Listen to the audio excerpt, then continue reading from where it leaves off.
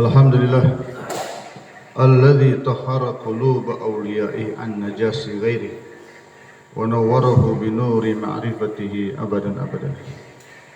Asyhadu an la ilaha illallah wahdahu la syarika lah wa asyhadu anna sayyidana wa maulana Muhammadan abduhu wa rasuluh sallallahu alaihi wa ala alihi wa sahbihi wa baraka wa sallama tasliman katsira amma ba'd.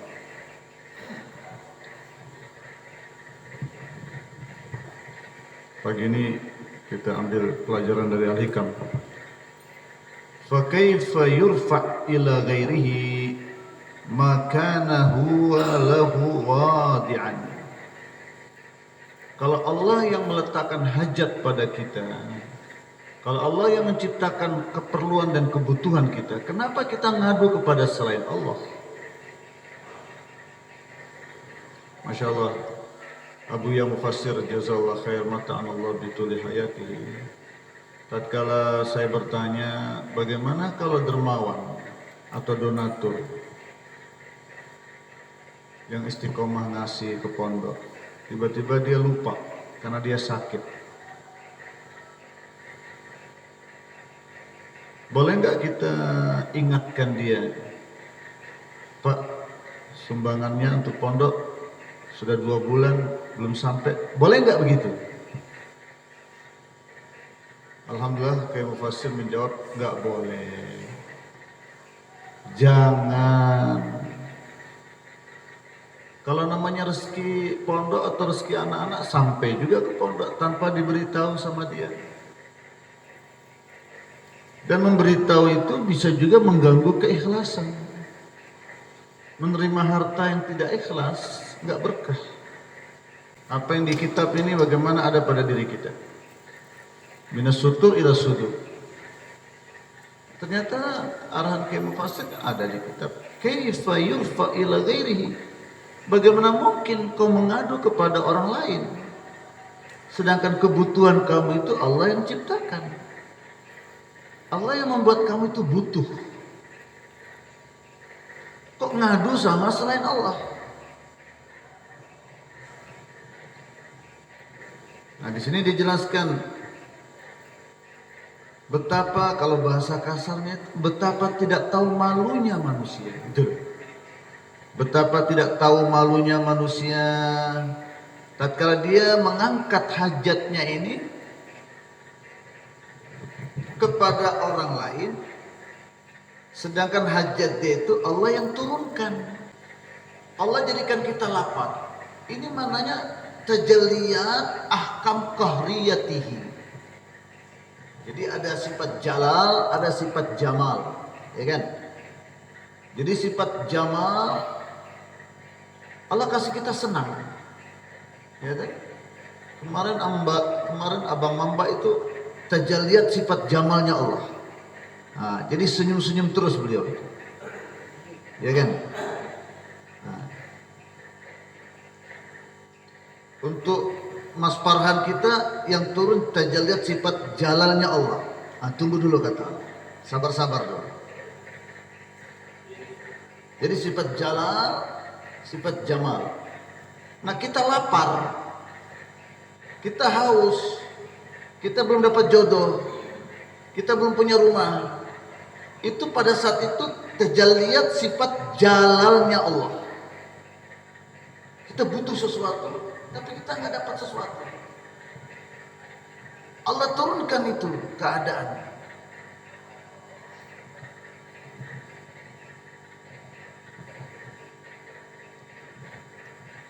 Dan hamba tahu, hamba dapat ilmu bahwa Allah Subhanahu wa taala dengan kebaikannya, dengan ihsannya, tapi masih saja hamba itu ngadu kepada saya. Padahal hamba dia tahu bahwa Allah itu Maha Pengasih, Maha Penyayang, Maha Pemberi. Beserta dengan ilmu ketinggian sifat-sifat Allah tadi, masih juga ngadu sama makhluk, masih juga ngeharap sama makhluk, masih juga ngangkat telepon minta sama makhluk. Untuk diri saya saja saya putus asa, nggak mungkin saya bisa memberi manfaat kepada diri saya, apalagi orang lain. Oh, saya sendiri nggak bergantung sama diri saya nggak berharap sama diri saya, nggak mungkin saya bisa memberi manfaat kepada saya, apalagi saya mau berharap sama orang lain, nggak mungkin. Dikatakan kepada Ba'dul Arifin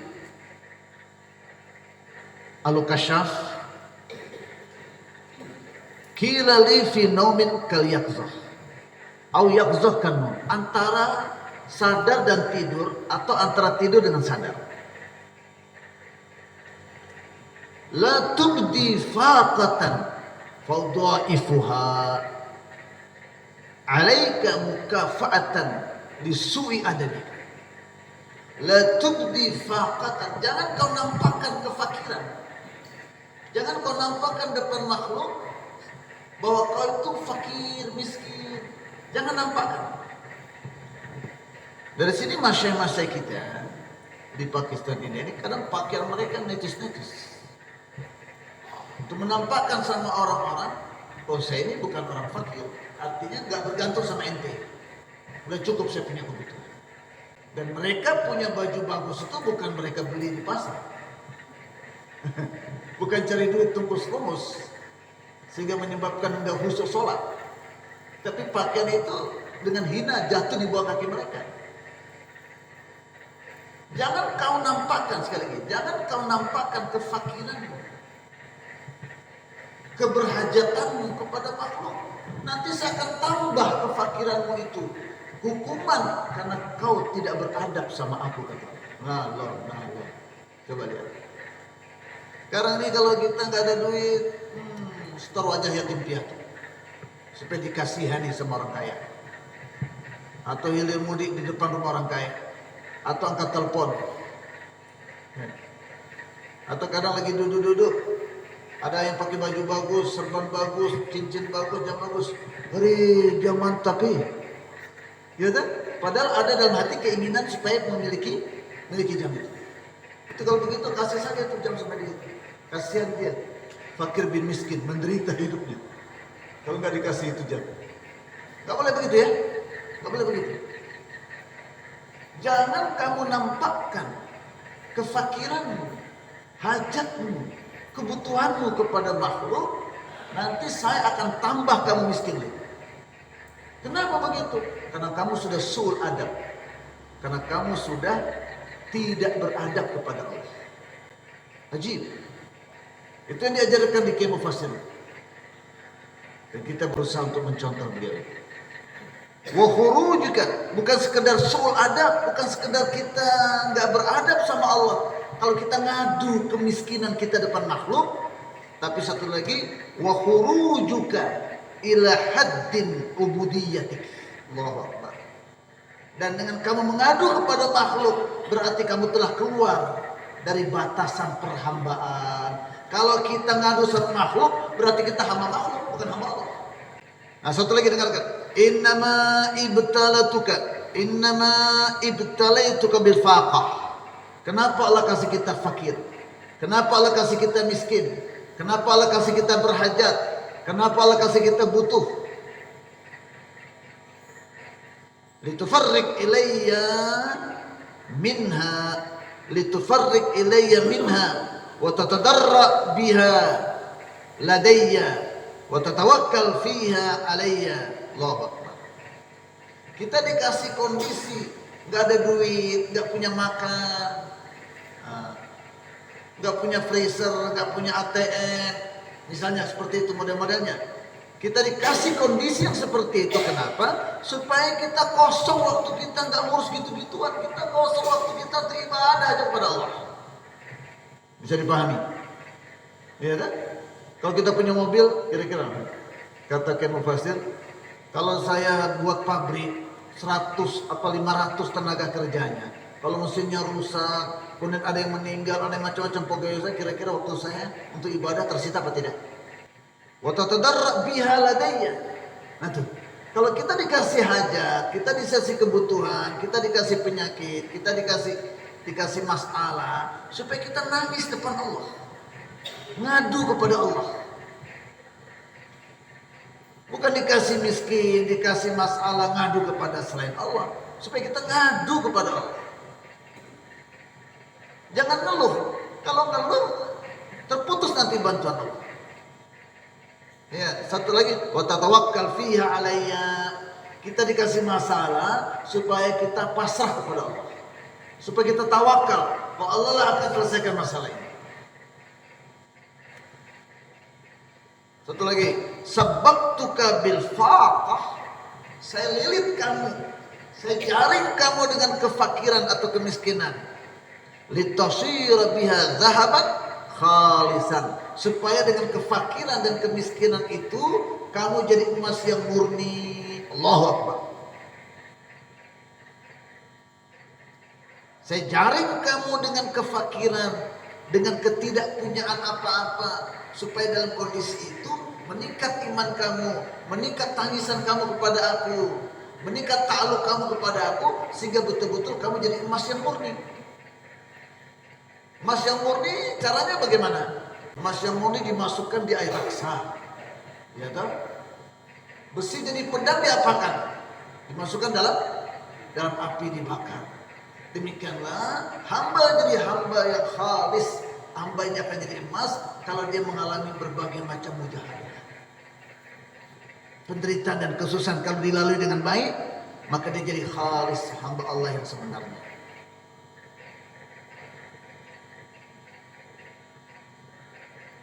Olehnya itu, bisa kita dikasih jalan kefakiran, jangan mengeluh.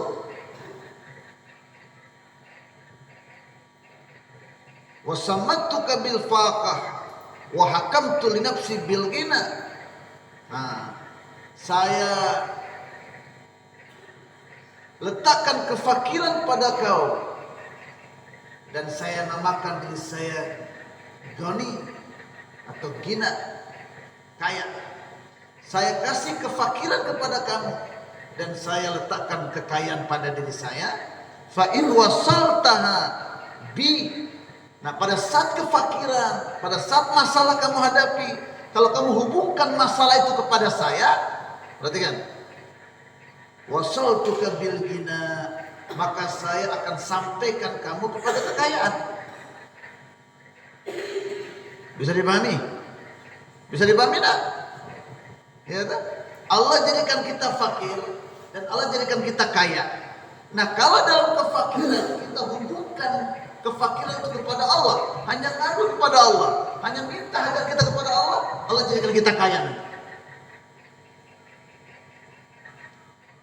Sabar, nanti suatu saat akan dibukakan kekayaan yang tidak akan datang kefakiran. Wa in wasaltaha bighairi, tapi ingat, kalau dalam kefakiran, dalam kemiskinan dan kebutuhan kau hubungkan kepada selain aku, qata'tu anka mawadi ma'unati, saya akan putuskan bantuan saya kepada kamu.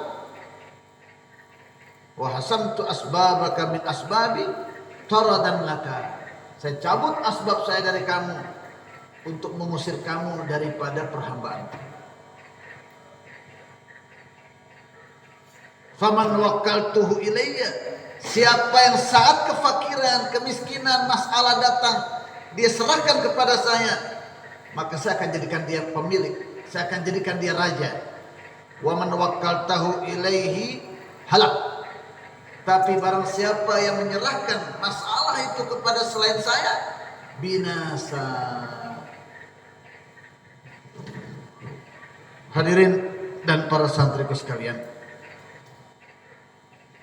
betapa jauhnya kita dari apa yang diinginkan oleh Allah Subhanahu wa taala.